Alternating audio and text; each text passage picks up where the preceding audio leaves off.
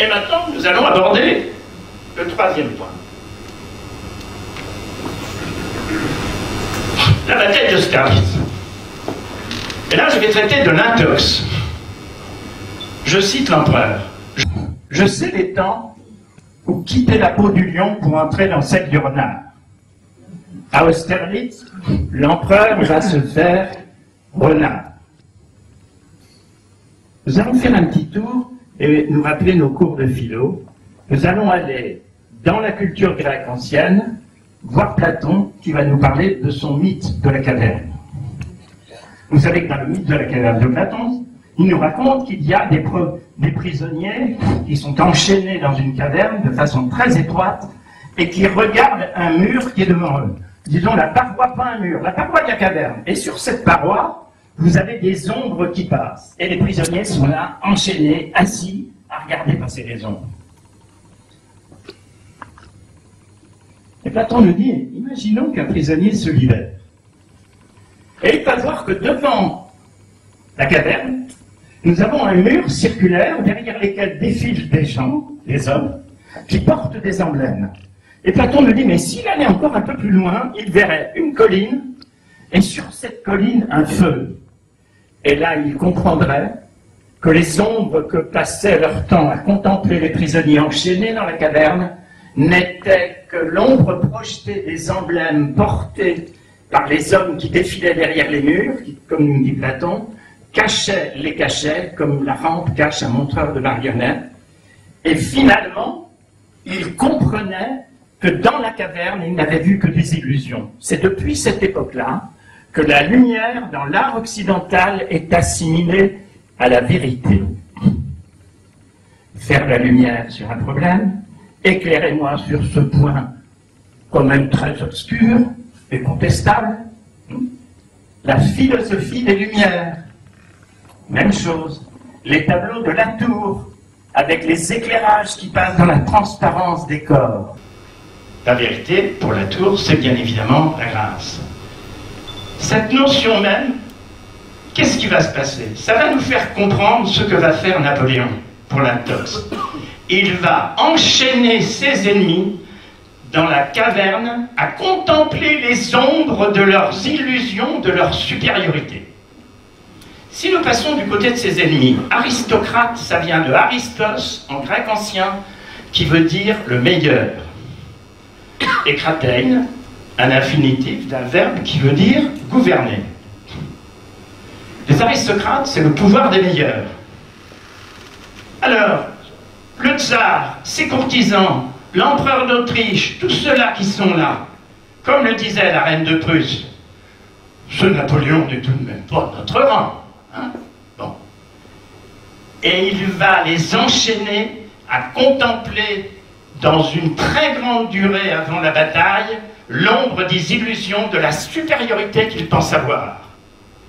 Et Napoléon va leur faire croire qu'il a peur en présentant en première ligne 50 000 hommes face aux 85 ou 90 000 hommes d'en face. Alors pour comprendre ça, nous allons inviter ce soir un de nos amis qui dort dans ce cimetière marin à Sète, Paul Valéry. Dans un extraordinaire poème qui s'appelle L'ébauche d'un serpent, où il fait parler le mal, qui s'adresse à nous les hommes, pour nous dire comment il va nous tuer, parce qu'il voudrait tuer Dieu, mais Dieu est immortel, donc c'est impossible, et pourtant Dieu était son amant qui l'a chassé du paradis. Et Valéry va développer la métaphore du serpent du paradis terrestre, d'où le titre du poème, L'ébauche d'un serpent.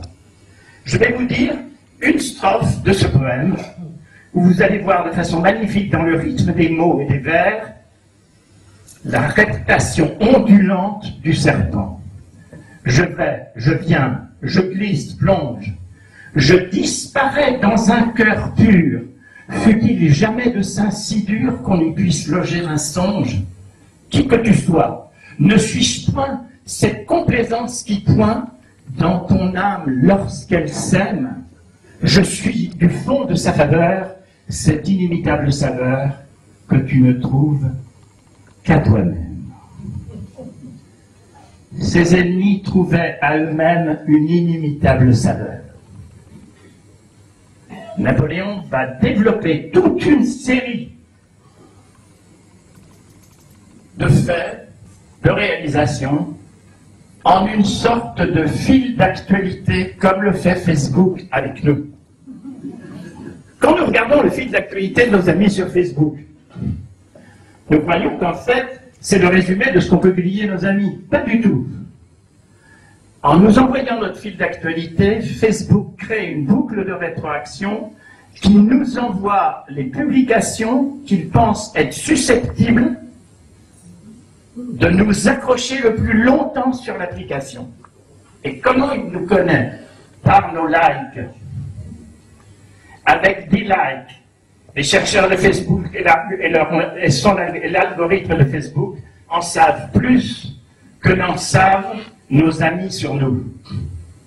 Avec 100 likes, ils en savent plus qu'en savent nos familles sur nous.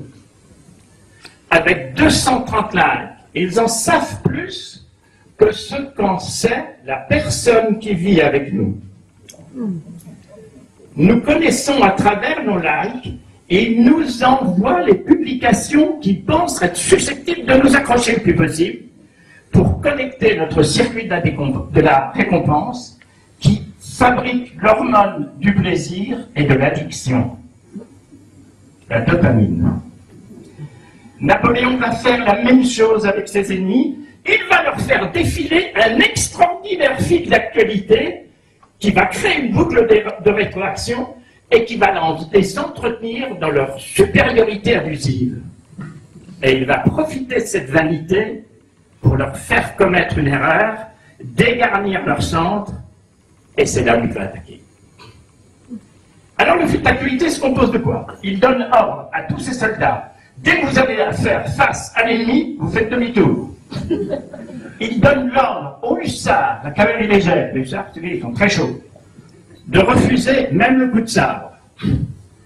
Si bien qu'il a donné l'ordre à Soult de déplacer son corps d'armée dans le bourg d'Austerlitz, mais quand Soult est attaqué par l'avant-garde russe qui descend de l'Olmutz, tout de suite il fait demi-tour et il entame la retraite vers l'ouest, accréditant toujours l'idée que Napoléon, dans ses hésitations continuelles, alors que d'habitude il attaque très vite, manifeste sa peur. Nous allons quitter la Grèce ancienne, 2500 ans avant ce soir, pour aller faire un tour dans la culture chinoise. 2500 ans aussi avant ce soir. Retrouver un général génial, Sun Tzu, qui a écrit un traité stratégique de stratégie militaire qui est reconnu dans le monde entier. Est-ce que Napoléon l'avait lu? Je le pense, mais c'est une autre histoire. Sun Tzu nous dit, ça s'appelle le livre actuellement, L'art de la guerre. Dans la guerre, il y a deux forces en présence. Les forces normales, visibles par l'ennemi, et les forces extraordinaires, cachées. Les forces normales sont là pour engager la bataille. Napoléon met en face des Russes et des Autrichiens, en force normale, 50 000 hommes. Ce qu'ils ne savent pas, c'est qu'en force extraordinaire, à 80 km de Brune, vous avez Bernadotte à Iglo, avec son corps d'armée, 17 000 hommes. À plus de 140 km au sud, à Presbourg, vous avez les deux divisions de Davout, la troisième, Caffarelli, étant déjà sur le champ de bataille d'Austerlitz. Si l'empereur donne des ordres 3 ou 4 jours avant la bataille à ces deux corps d'armée de rejoindre le champ de bataille, il n'a plus 50 000 hommes, mais il en a plus de 70 000, sans que l'ennemi s'en aperçoive. Et parallèlement à cela, il va entamer des manœuvres diplomatiques.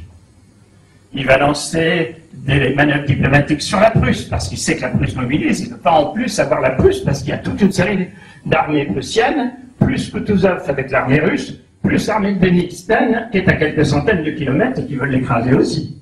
L'enjeu est énorme. Alors il entame des manœuvres diplomatiques avec la Prusse pour négocier un traité de paix. Alors évidemment, le tsar Alexandre, qui est allé à Berlin, a discuté avec son collègue dans la Prusse, et finalement, cela entretient encore plus ses illusions. Et puis, vous le savez, il va entamer aussi une entreprise diplomatique vis-à-vis du tsar de Russie. Il va envoyer le 28 novembre, quelques jours donc avant Austerlitz, Savary rejoindre le tsar pour lui demander de venir, s'il acceptait, de venir à une entrevue avec l'empereur. Le tsar lui dit: j'ai pas le temps. Il faut que je voie l'empereur du Saint-Empire romain germanique, mais je vais vous envoyer mon premier aide de camp, le prince Dolgorouki. Il a tous les pouvoirs, et il adresse à l'empereur Napoléon une lettre où il le félicite, comme font l'habitude les souverains entre eux, mais il est très embêté pour mettre une adresse sur l'enveloppe. On ne peut tout de même pas mettre à l'empereur Napoléon. C'est parvenu. On ne peut pas mettre non plus au général Bonaparte. C'est difficile. Alors il a mis comme adresse au chef du gouvernement français. Dolgorouki est arrivé à Wischau. Wischau étant le lieu où la brigade du général Paillard s'est trouvée affrontée à l'avant-garde de Bagration. Et comme on lui avait donné l'ordre de faire demi-tour, il a fait demi-tour. Mais à ce moment-là, Bagration a lancé son avant-garde des Cosaques qui ont entouré la brigade de Witt. Et là, la balance est allée dans le sens des Russes. Nous étions sur une victoire apparente. Cette victoire apparente a encore renforcé les Russes dans le sentiment de leur vanité et dans le sentiment que l'empereur avait peur. Lorsque Dolgorouki arrive à Wischau, aux avant-postes, Napoléon se porte devant lui. Dolgorouki ne le reconnaît pas, parce qu'il faut savoir qu'à l'époque, il n'y a pas de vidéo, il n'y a pas de photos, il n'y a pas encore de portrait définitif de l'empereur. Ça n'est qu'en 1812, où David, on va partir de ce portrait de David, de l'empereur aux Tuileries en 1812, pour en faire ensuite ce qu'on appelle un modello, c'est-à-dire un portrait qui donne des indications, qui va permettre de réaliser une gravure. C'est cette gravure qui va servir de portrait officiel. Les photos des présidents de la République à l'heure actuelle descendent de cette gravure. Alors maintenant, il voit Dolgorouki. Au début, il est très modeste avec lui. Dolgorouki le méprise. Il refuse de l'appeler Majesté ou Sire, alors que Napoléon était sacré empereur à Notre-Dame, vous le savez, et béni par le pape. Et au départ, Napoléon va être extraordinairement modeste. Et puis vers la fin, il va bien sûr le congédier. Mais ce qu'il voulait, c'est que Dolgorouki rapporte à son tsar: j'ai vu Napoléon, mais il crève de peur. Et d'ailleurs, quand vous allez voir dans Tolstoï, dans Guerre et paix de Tolstoï, Dolgorouki revient, ses amis lui disent: alors comment tu l'as vu, comment il est, Napoléon, comment il est? Évidemment, puisque tout le monde en parle. Je dis: écoutez, très ordinaire. Il avait surtout envie que je lui donne son titre d'empereur, ce que j'ai refusé, bien sûr. Mais mon idée, c'est qu'il a peur. Il a tout au plus 40 000 hommes. On voit bien qu'il est prêt à la retraite. Avec notre avant-garde, on peut les écraser. Nous savons la suite. 4 bataillons russes, Doktorov, Kielmayer, Langeron et Przewinski, plus de 40 000 hommes, dégarnissent le centre de l'armée russe et autrichienne, descendent sur les villages de Tennis et de Konitz, où les attendent un certain nombre de troupes, en très petit nombre, rejoints par l'avant-garde de Davout, la division Friant, car la division du général Gudin, le fameux dont les restes ont été découverts à Smolensk, n'a pas pu arriver à temps. Il n'est arrivé que le lendemain de la bataille de Stalingrad. Nous savons que là, ils se battent à un contre 4, et que c'est sur ce centre dégarni que l'empereur va faire attaquer les divisions de Soult et de Vandamme. Voilà. Pas de Soult, de Saint-Hilaire et Vandamme. Alors maintenant, la surprise. De l'empereur. Et là, il va falloir que je prenne mes lunettes. La mémoire de l'empereur. Alors j'ai pensé que ce serait original de célébrer cette mémoire d'une façon particulière. Alors j'ai décidé d'écrire un poème. Ces vers sont sortis de ma tête, c'est pour ça qu'à la différence de cette conférence, je n'ai pas fait de mémoire. Donc je vais être obligé de vous les lire. Je dédie ce poème et donc ces vers à vous toutes et tous. Je le dédie aux souvenirs napoléoniens. Je le dédie à tous les reconstitueurs qui, jour après jour, dépendent de l'argent pour vivre leur passion, vont vivre les batailles. Et je le dédie à toutes les personnes, celles et ceux qui, dans le monde, des milliards de fois, vont interroger Google en tapant le mot Napoléon. Alors, je mets mes lunettes et j'attaque le poème.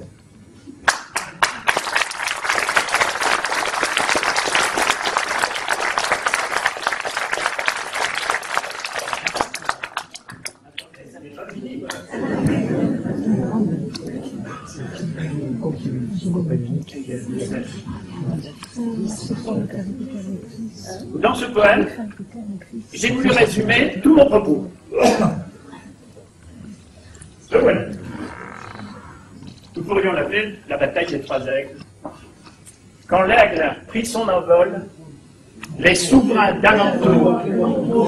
Pardon. Vous voyez, je me dis que ma voix est suffisamment forte. Alors, on y va au micro. Quand l'aigle prit son envol, les souverains d'alentour, apeurés, craignaient qu'il ne leur vole leur pouvoir absolu d'héritier. Mais quand vinrent les abeilles, à l'organisation sans pareille, poser les masses de granit dans la plus parfaite sérénité pour assurer la pérennité du jeune pouvoir et ses limites, ils mesurèrent leur obsolescence devant cette révolution qui s'avance. Tous parlant français, rien ne leur échappait. Leur terreur devint panique. Cela pouvait donner des idées à leur opposition réveillée contre leur pouvoir unique. Mais le retour de la France à l'Église, alors la effrayante surprise que ce détournement du divin, socle de leur pouvoir souverain. Napoléon dit à toute leur jeunesse, tout vous est promesse, tout votre liberté est invincible. Regardez-moi, tout est possible. Cela faisait bien peur aux vieux monde de ceux de l'ancien régime. Criant d'une voix unanime, écrasons la bête immonde, abattons ces poisons de malheur, reblanchissons les trois couleurs de leur insolente révolution, organisons-nous en coalition. Réunissant leurs armées, 300 000, ameutés marchaient contre la France pour écraser notre espérance. Hélas, pour leur malheur, l'aigle avec les trois couleurs vola de victoire en victoire, peur, rage et désespoir. Haine et désespoir. Prenant de plus en plus de force, l'aigle organisa sa grande armée en informations partagées pour que sa puissance se renforce. Par 5 routes différentes, il organisa la descente de ces 7 torrents réunis, ce fut Ulm et les Nids unis. Puis vint le grand moment de la bataille des 3 empereurs. Ils croyaient que l'aigle avait peur de leurs aigles le dominant. Il les enchaîna à contempler les ombres. Les embruma dans leur certitude, les abusa sur leur nombre, dans leur supérieure attitude, pour les faire descendre des hauteurs et affaiblir leur centre. Alerte! Sortons du brouillard, les Français surgissent de toutes parts, baïonnettes croisées, ils entrent, en avant, vive l'empereur! L'attaque répand la terreur, le choc est terrible sur leurs flancs, la mort passe dans leurs rangs qui se disloquent sous le nombre, leur gloriole aveuglé sombre sous le tonnerre de l'artillerie, les hurlements, les fracas, les cris.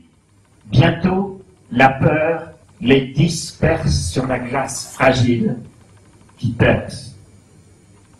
L'aigle, aux 3 couleurs, fait fuir les 2 empereurs. Alors, devant sa grande armée, dans la splendeur enflammée du soleil couchant, dorant les aigles sur la soie ondulante, portés par la ferveur ardente de leurs rêves se réalisant, debout devant les drapeaux s'inclinant, parut l'empereur triomphant.